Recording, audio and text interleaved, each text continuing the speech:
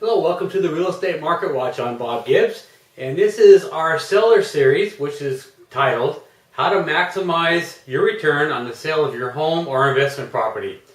And this is video 3 in this series, and in this video we're going to talk about pricing strategies. Now that we went through motivation, which was in video 1, and we went through what your home is actually worth, which is in video 2, now we have to decide, how is it that we're going to price this home? What is the best strategy for pricing the home? And a lot of it has to do with the current market that you're in terms of amount of inventory on the market and how fast that inventory is turning over. And I'll give you an idea.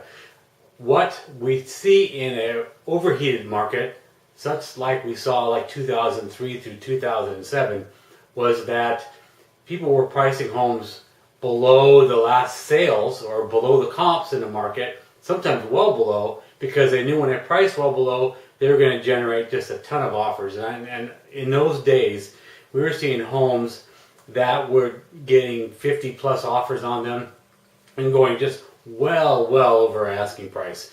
That strategy, while some people are employing it today in some of the hotter markets, I don't recommend it to that much. I think if you're aggressive with pricing, that's great. One thing to consider though is that, as we spoke about in the last video with determining the price of your home, getting your home priced with an offer that's going to be appraisable is very important. And we'll talk about that more when we have a discussion about offers in general. But just very quickly, you don't want to have offers coming in that are way over what it will appraise for, because you're kind of just wasting your time. A lot of people that get loans right now can only get a loan that's up to 80% of the appraised value. So if it appraises well below what the offer price is, you're going to have an issue anyway. So what we recommend is pricing the home aggressively, and that goes in any market.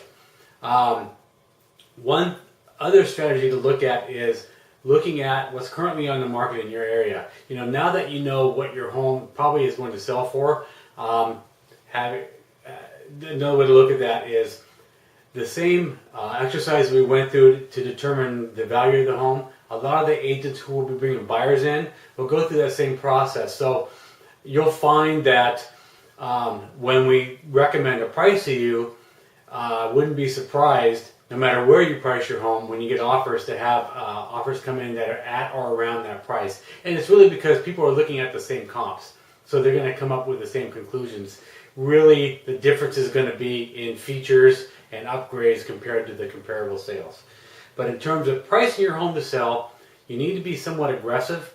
You need to look at the current active homes on the market. So kind of a rule of thumb is, if your home is nicer than the current active properties on the market, you need to be at the same price point, or maybe a little bit above, but not much.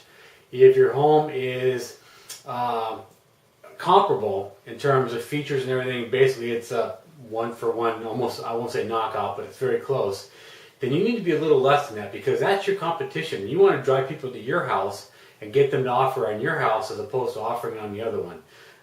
It takes one of the variables away from the buyer's decision. If your home is far inferior in terms of features and upgrades than the other homes, then you need to price it well below those other homes.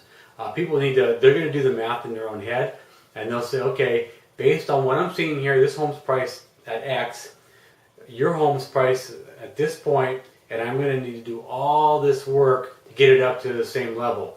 So they're doing the math in their head. How much is a kitchen? How much is a bathroom? You need to take that into consideration when you're pricing your home. So the message is that when you're going to determine sales price of your home, you need to understand what's currently on the market in your area. You need to know how many homes are on the market and how quickly they're turning over. And then you also need to consider your homes against your competition and price it accordingly. If your home is way nicer, as I mentioned, you need to be at the same price point and maybe a little higher. If your home is of equal, you need to be a little underneath everyone else that's on the market. And if your home needs a lot of work, you need to kind of do the math. How much would it take to bring it up to this level, and price your home accordingly to that. As always, this is kind of a high-end discussion about pricing your home. Pricing your home is very important, and if it's done right, you'll find you'll sell your home quickly and many times with multiple offers. If it's not done right, you'll find your home will receive no offers and it'll just sit stagnant on the market. Another thing to keep in mind, the longer your home is on the market, the more people have in their mind that there's something wrong with the home, and they just kind of pass on it. It's been on the market for 150 days or 200 days or 300 days, pick the number. They're going to say there's got to be something wrong with this home, let's just move on to the next one. And then there's a point in time where they won't even look. So pricing is very, very important, and pricing it right the first time is extremely important as well. So as I mentioned, you never get a second time to make a first impression. You need to make a great impression when you're pricing your home, and I guarantee you if you do, you're going to get offers and sometimes multiple offers. That's it for today. We'll see you at the next video. Bye for now.